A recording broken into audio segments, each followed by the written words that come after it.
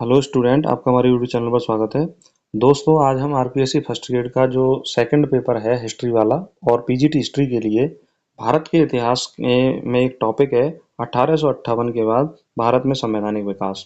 इस टॉपिक के बारे में अध्ययन करेंगे। देखिए, ये जो ग्रेजुएट लेवल का आपका जो सिलेबस है, यानी आरपीएससी फर्स्ट ग्रेड के मैं हिस्ट्री के सिलेबस की बात कर रहा हूँ, उसमें ग्रेजुएट लेवल में आपका एक टॉपिक दे रखा है 1858 के बाद भारत में संवैधानिक विकास। उसी के अकॉर्डिंग हमने ये क्लास को तैयार किया है और मैंने पूरी कोशिश की है कि इस क्लास में वो सारे पॉइंटों को सम्मिलित किया जाए जो परीक्षा की दृष्टि से महत्वपूर्ण है। तो जो भी स्टूडेंट हिस्ट्री विषय से तैयारी कर रहे हैं, चैनल को जरूर सब्सक्राइब करें और अपने दोस्तों तक शेयर करें। क्लास को पूरी देखें और पूरी देखने के बाद कमेंट करके बताएं आपको क्लास कैसी लगी। तो चलिए, आज हम शुरुआत करते हैं। भारत के इतिहास में एक टॉपिक है 1858 के बाद भारत में संवैधानिक विकास। इसके बारे में हम बात करते हैं। तो सबसे पहले हम बात करेंगे कि संवैधानिक विकास की पृष्ठभूमि क्या है। देखो, 1858 से पहले भारत में एक महत्वपूर्ण घटना घटी थी, 1857 की क्रांति। उस 1857 की क्रांति ने ब्रिटिश शासन की नींव को हिला के रख दिया। बिल्कुल सही है। यह एक ऐसा विद्रोह था जिसका अनुमान अंग्रेजों ने भी नहीं लगाया था। इस विद्रोह को भारत का पहला स्वतंत्रता संग्राम भी कहा जाता है। देखिए, 1857 की क्रांति को भारत का पहला स्वतंत्रता संग्राम किसने कहा था? वीडी सावरकर ने 1857 की क्रांति को भारत का पहला स्वतंत्रता संग्राम कहा। इसके बाद ब्रिटिश सरकार ने ईस्ट इंडिया कंपनी का शासन समाप्त कर दिया और भारत को सीधे ब्रिटिश सम्राट के अधीन कर दिया। यानी ईस्ट इंडिया कंपनी जो शासन कर रही थी, उसका शासन समाप्त कर दिया जाता है 1858 में और भारत को उपनिवेश बनाया जाता है ब्रिटिश का और सीधे जो क्राउन के अधीन शासन किया जाता है। इसके साथ ही भारत में एक नई संवैधानिक व्यवस्था की शुरुआत होती है जो क्रमिक रूप से विकसित होती चली गई। तो देखिए, हम पढ़ रहे हैं कि भाई संविधान का विकास कैसे हुआ। तो विकास की जो नींव जुड़ी हुई है वो 1858 के अधिनियम से जुड़ी हुई है और 1858 में ब्रिटिश ने सीधे भारत पर क्या किया? शासन किया। उससे पहले 1857 तक कौन शासन कर रहा था? ईस्ट इंडिया कंपनी भारत पर शासन कर रही थी। तो हम बात करेंगे भारत शासन अधिनियम 1858, गवर्नमेंट ऑफ इंडिया एक्ट 1858। देखिए, इसका मूल उद्देश्य क्या था? ब्रिटिश साम्राज्य की सीधी पकड़। इसमें क्या, जहां पर पहले ईस्ट इंडिया कंपनी भारत पर शासन कर रही थी, अब ईस्ट इंडिया कंपनी का शासन समाप्त किया जाएगा और ब्रिटेन जो है वो सीधे तौर पर भारत पर क्या करेगा? शासन करेगा। ईस्ट इंडिया कंपनी को समाप्त कर दिया गया। ब्रिटिश क्राउन द्वारा प्रत्यक्ष शासन की शुरुआत की जाती है। ये पहला पॉइंट है इसमें। ब्रिटेन की रानी विक्टोरिया को भारत की साम्राज्ञी घोषित किया गया। यानी कि भारत की जो राजा थी वो किसको घोषित किया गया? ब्रिटेन की रानी विक्टोरिया को। और पहले जब ईस्ट इंडिया कंपनी शासन कर रही थी तो उस समय भारत का जो अंग्रेजों का सर्वोच्च पद था वह था गवर्नर जनरल। उसके बाद इस सर्वोच्च पद का नाम बदल जाता है और अब ये हो जाता है वायसराय। तो ध्यान देना, जब भी आप वायसराय शब्द सुने तो इसका मतलब ये है कि 1858 के बाद ब्रिटिश क्राउन के अधीन जो सर्वोच्च भारत का जो अंग्रेज अधिकारी होगा उसे वायसराय कहा गया। उससे पहले क्या कहा जाता था? उसको गवर्नर जनरल कहा जाता था। भारत का पहला वायसराय बनता है लॉर्ड कैनिंग। कौन बनता है? Lord Canning. इसको याद रखने का तरीका ऐसे याद रखते हैं, can I first viceroy. Can I first viceroy मतलब क्या? मैं पहला वायसराय बन सकता हूँ। कैन आई, तो कैन मतलब कैनिंग। कैन मतलब क्या हो जाएगा? कैनिंग। भारत में भारत सचिव की नियुक्ति होती है, secretary of state of for India, जो ब्रिटिश संसद का सदस्य होता है और भारत के मामलों का प्रभारी होता है। तो भारत सचिव की क्या होती है? नियुक्ति होती है। ब्रिटिश संसद का वो सदस्य है और भारत के मामलों का क्या क्या है? प्रभारी है। भारत के मामलों में वो निर्णय लेता है। तो एक भारत, ऐसे समझ सकते हो आप कि ब्रिटिश की संसद में एक भारत मंत्री की नियुक्ति की जाती है। किसकी नियुक्ति की जाती है? भारत मंत्री की नियुक्ति की जाती है। आगे हम बात करें तो भारत सचिव की सहायता हेतु 15 सदस्यों की भारतीय परिषद काउंसिल ऑफ इंडिया गठित की गई। यानी जो भारत सचिव था, ब्रिटेन में भारत का जो मंत्री था, उसकी सहायता के लिए 15 सदस्यीय काउंसिल ऑफ इंडिया गठित की जाती है। लॉर्ड कैनिंग पहले वायसराय बनते हैं। अब वह सम्राट की ओर से क्या करने लगते हैं? शासन करने लगते हैं। कार्यकारी निर्णय अब ब्रिटेन से नियंत्रित होने लगे। पहले कौन लेता था कार्यकारी निर्णय? सारे निर्णय कौन लेता था? ईस्ट इंडिया कंपनी और गवर्नर जनरल लेते थे। अब 1858 के अधिनियम के बाद जो कार्यकारी निर्णय लेने की जो शक्ति है वो किसमें आ जाती है? ब्रिटेन में आ जाती है। इस अधिनियम का ऐतिहासिक महत्व क्या है? देखिए, वैसे तो अंग्रेजों ने जो अधिनियम बनाए थे वो अपनी सुविधा के अनुकूल तो बनाए थे, पर फिर भी कहीं न कहीं उनमें जो ऐतिहासिक सफलताएँ हमें मिली, हमें किन्हीं चीज़ों के बारे में जानकारी मिली जिसको हम पहले से नहीं जानते थे, तो उनसे हमारा क्या होता है? संवैधानिक विकास होता है। भारत में शासन ब्रिटिश संसद के अधीन आ गया। तो भारत का शासन किसके अधीन आ गया? ब्रिटिश संसद के अधीन आ जाता है। पहले कौन शासन कर रहा था? East India company. यह अधिनियम प्रशासनिक रूपांतरण की शुरुआत थी, लेकिन भारतीयों को कोई प्रतिनिधित्व इसमें नहीं मिलता है। तो ये एक बुराई भी थी इस अधिनियम की कि भारत के जो व्यक्ति थे, उनको कोई भी प्राथमिकता इस अधिनियम में नहीं दी गई थी। यह अधिनियम 1857 की क्रांति के परिणाम स्वरूप भारतीयों को शांत करने के लिए लाया गया था। अंग्रेजों को लगा कि भाई 1857 की क्रांति हुई है, अगर इसी तरह से लगातार भारत में क्रांतियां होती गईं तो हमें यहाँ का शासन छोड़ना पड़ेगा। तो उनको शांत करने के लिए वो क्या लेके आते हैं? 1858 का अधिनियम लेके आते हैं। परंतु इस अधिनियम में भारतीयों की कोई भागीदारी नहीं दी गई, इसीलिए यह प्रक्रिया पूरी तरह से एक पक्षीय प्रशासनिक कदम था। क्या था? पूरी तरह से एक पक्षीय प्रशासनिक कदम था। कौन सा? भारत शासन अधिनियम 1858। अब हम बात करते हैं संवैधानिक विकास के बारे में। दूसरा महत्वपूर्ण जो अधिनियम है वह है भारत परिषद अधिनियम 1861, इंडियन काउंसिल एक्ट 1861। इसका मूल उद्देश्य क्या था? नाम मात्र की भागीदारी, भारतीयों की नाम मात्र की भागीदारी। देखिए, 1858 के अधिनियम में भारतीयों को कोई प्रतिनिधित्व नहीं दिया गया। इससे भारतीय लोगों में क्या थी? नाराजगी थी। तो उस नाराजगी को शांत करने के लिए, नाम मात्र की भागीदारी देने के लिए 1861 का भारत परिषद अधिनियम आया। पहली बार विधायी कार्यों में भारतीयों की आंशिक सहभागिता दी गई, यानी भारतीयों को थोड़ा बहुत पूछा जाने लगा। वायसराय की कार्यकारी परिषद का पुनर्गठन किया गया। जो वायसराय की कार्यकारी परिषद थी उसका दोबारा से गठन किया जाता है, उसमें कुछ भारतीय लोगों को शामिल किया जाता है। वायसराय को नॉमिनेटेड भारतीय सदस्यों को अपनी विधायी परिषद में शामिल करने की शक्ति मिलती है। जैसे किस किस को शामिल किया गया? राजा रामपाल को, रामपाल सिंह, राजा मदन मोहन आदि भारतीय लोगों को वायसराय जो है अपनी अ, सदस्यों में क्या करता है? शामिल करता है। प्रांतीय शासन को मान्यता दी गई, यानी प्रांतों के जो शासन थे उनको मान्यता दी जाती है। प्रांतीय विधायिकाओं की स्थापना का प्रावधान रखा गया। प्रांतीय विधायिका यानी कि प्रांतों में जैसे विधानसभा विधानसभा है, ऐसे ही उस समय प्रांतीय विधायिका की स्थापना का प्रावधान रखा गया। आगे हम बात करें, विधायी शक्तियां वायसराय को दी गई, यानी कि जो नियम कानून बनाने वाली जो शक्तियां थी वो किसको दी गई? वायसराय को। साथ ही उसे अध्यादेश जारी करने का अधिकार मिला।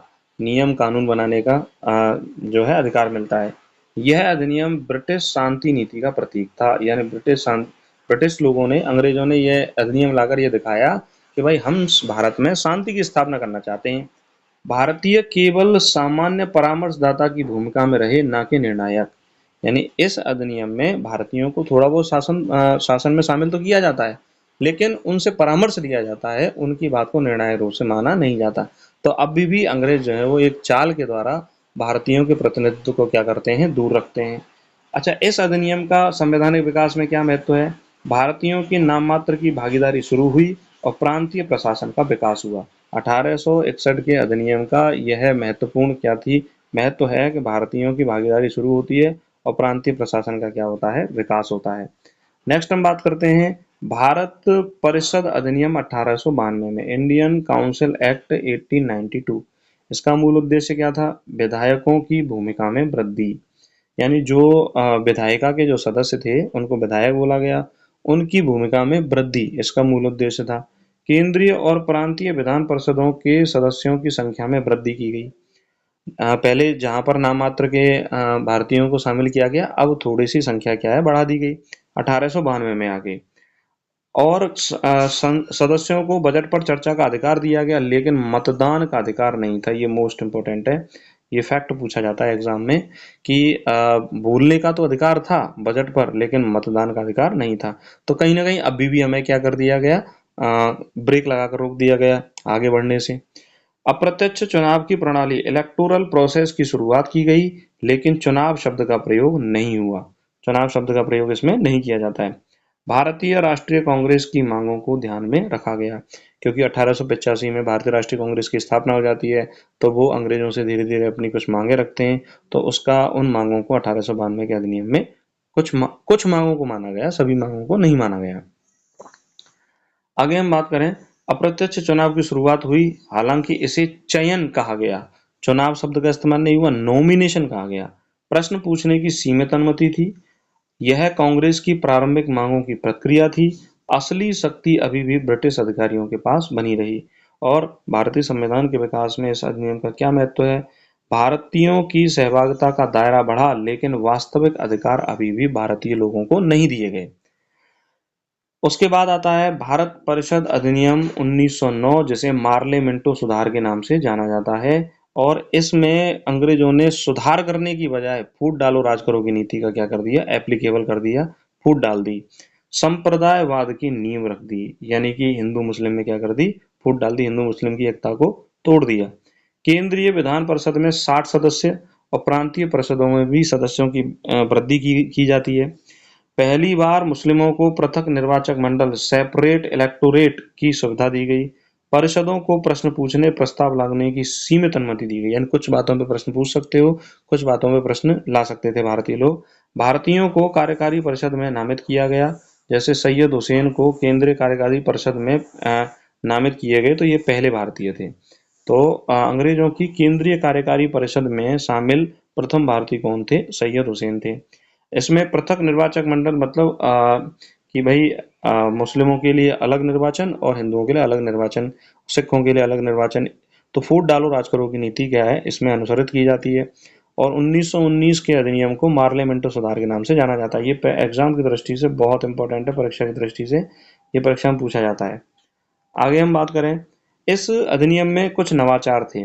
भारतीयों को कार्यकारी परिषद में स्थान दिया गया। सेपरेट इलेक्टोरेट, पृथक निर्वाचक मंडल की शुरुआत की गई। मुस्लिमों को पृथक मतदाता अधिकार दिए गए। इसका दीर्घकालिक प्रभाव क्या पड़ता है?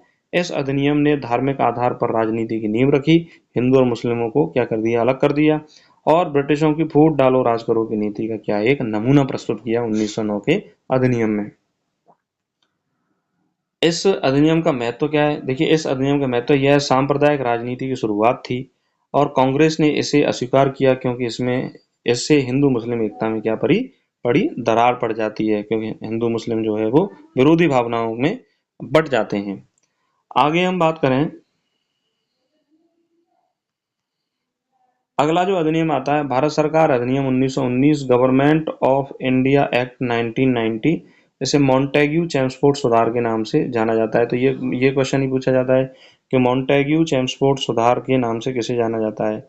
और इस अधिनियम में द्वैध शासन की शुरुआत की गई। इस अधिनियम को द्वैध शासन की प्रयोगशाला कहा गया।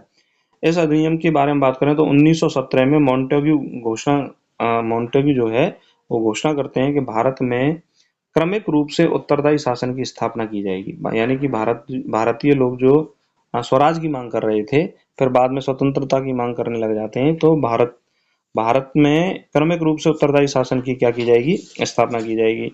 इसके अंदर क्या क्या मुख्य प्रावधान रखे जाते हैं? द्वैध शासन की शुरुआत होती है। द्वैध शासन की शुरुआत मतलब कि प्रांतीय शासन को दो भागों में बांटा। कितने भागों में? दो भागों में। आरक्षित विषय और स्थानांतरित विषय। आरक्षित विषय अंग्रेजों के पास थे, जैसे कि पुलिस, वित्त और कानून। और भारतीय मंत्रियों के अधीन क्या थे? शिक्षा, स्वास्थ्य और कृषि। यानी यहाँ पर भारतीय लोगों की जो है भागीदारी तो बढ़ती है, लेकिन अभी भी सीमित भागीदारी रहती है। मूल जो विभाग थे वो किसके पास थे? अंग्रेज अधिकारियों के पास थे, अंग्रेजों के पास थे। अब हम बात करें, केंद्रीय और प्रांतीय विधान परिषदों का विस्तार किया गया और बढ़ाया गया। महिलाओं को सीमित मताधिकार प्रदान किया गया। महिलाओं को सीमित मताधिकार, तो मॉन्टेग्यू चेम्सफोर्ड सुधार में महिलाओं को मताधिकार का अधिकार दिया गया। भारतीयों को सार्वजनिक सेवाओं में नियुक्ति की अनुमति दी गई कि भारतीय लोग भी सिविल सर्विसेज में क्या हो सकते हैं, नियुक्त हो सकते हैं। इस अधिनियम की आलोचना की जाती है। केंद्र में शक्तियां अभी भी ब्रिटिशों के पास थी और राज्य में ही भारतीय लोगों को क्या दिया गया? मंत्री पद दिया गया, कुछ विभाग दिए गए। पूरे विभाग फिर भी नहीं थे। मूल विभाग किसके पास थे? अंग्रेजों के पास थे। यानी कि भारतीयों को लगातार वो क्या करते जा रहे हैं? टहलाते जा रहे हैं। कि भाई अब ये काम कर लेंगे, ये काम कर लेंगे, ये काम कर लेंगे। द्वैध शासन व्यावहारिक रूप से क्या रहा, विफल रहा। तो द्वैध शासन जो है वो सक्सेसफुल नहीं रहा। असमान अधिकार दिए गए, उलझन भरा शासन रहा। द्वैध शासन व्यवस्था ना तो उत्तरदायी थी और ना ही वो पारदर्शी थी। इस अधिनियम का सकारात्मक पक्ष के बारे में हम बात करें तो प्रांतीय स्वायत्तता की भावना विकसित हुई। यानी कि मॉन्टेग्यू चेम्सफोर्ड सुधार अधिनियम से प्रांतीय स्वायत्तता यानी कि प्रांत के स्वायत्त शासन की जो अवधारणा है वो इससे विकसित होती है। और भारतीयों को शासन में सीमित अनुभव मिला। यानी जो भारतीय मंत्री बने और शिक्षा, चिकित्सा विभाग और कृषि विभाग जैसे मंत्री बने तो शासन का अनुभव उन्होंने लिया। तो उनको महसूस हुआ कि भाई शासन जो है वो किस तरह से प्रभावी किया जा सकता है। नेक्स्ट हम बात करें, अगला जो मिशन है वह है साइमन कमीशन। 1927 में आया। यह भारतीयों का अपमान करने वाला कमीशन था। इसमें भारत सरकार अधिनियम 1919 के मूल्यांकन हेतु एक समिति का गठन किया गया और इसमें कहा गया कि भाई जो 1919 का अधिनियम है उसको 10 वर्षों में क्या की जाएगी, समीक्षा की जाएगी। तो 1927 में सर जॉन साइमन के नेतृत्व में कमीशन का गठन किया गया, लेकिन इसमें कोई भी भारतीय सदस्य नहीं था। अब देखिए, अपने अधिनियम की समीक्षा कर रहे हैं अंग्रेज लोग। 1919 का अधिनियम किसने बनाया? अंग्रेजों ने बनाया है। और समीक्षा भी कौन करे? अंग्रेज। तो वो अपने अधिनियम की तो बुराई करेंगे ही नहीं। और दूसरा ये था कि भारतीय इसमें कोई सदस्य नहीं था तो भारतीयों की सलाह ली भी नहीं जाएगी। तो इसलिए भारत में इसका साइमन कमीशन का क्या होता है, विरोध होता है। और इसीलिए भारतीय लोग इसको क्या समझते हैं कि अंग्रेजों ने हमारा क्या किया है, अपमान किया है। तो साइमन कमीशन को भारतीयों का अपमान भी कहा जाता है। इसकी प्रक्रिया क्या होती है कि कांग्रेस, मुस्लिम लीग और अन्य दलों ने इसका क्या कर दिया, बहिष्कार कर दिया। पूरे देश में प्रदर्शन होते हैं और साइमन गो बैक के क्या लगाए जाते हैं, नारे लगाए जाते हैं। लाला लाजपत राय पर जब आंदोलन होता है तो लाठियां बरसाई जाती हैं, जिसके कारण जो है वो लाला लाजपत राय की क्या होती है, मृत्यु होती है। इसी दौरान लाला लाजपत राय ने कहा था कि मेरे शरीर पर प्रत्येक लाठी जो है वो अंग्रेजी शासन के ताबूत में एक कील के समान साबित होगी। भारतीय राष्ट्रीय चेतना को गहरा आघात लगता है क्योंकि लाला लाजपत राय जो थे वो भारतीय राष्ट्रीय कांग्रेस के एक प्रमुख नेता थे और उस समय की भारतीय राजनीति के एक प्रमुख मूल बिंदु थे। तो भारतीय राष्ट्रीय जो चेतना थी वो क्या होती है, एक रूप से एक तारा जो है वो डूब जाता है। अब हम बात करते हैं नेहरू रिपोर्ट के बारे में। नेहरू रिपोर्ट 1928 भारतीयों का पहला संवैधानिक ड्राफ्ट। नेहरू रिपोर्ट को क्या कहा जाता है? भारतीयों का पहला संवैधानिक ड्राफ्ट। साइमन कमीशन के विरोध में भारतीयों ने एक संविधान का मसौदा तैयार किया। देखिए, संवैधानिक विकास पढ़ रहे हैं हम, तो किस तरह से हम संविधान की ओर आगे बढ़ रहे हैं उन सभी के पॉइंटों के बारे में हम चर्चा करेंगे।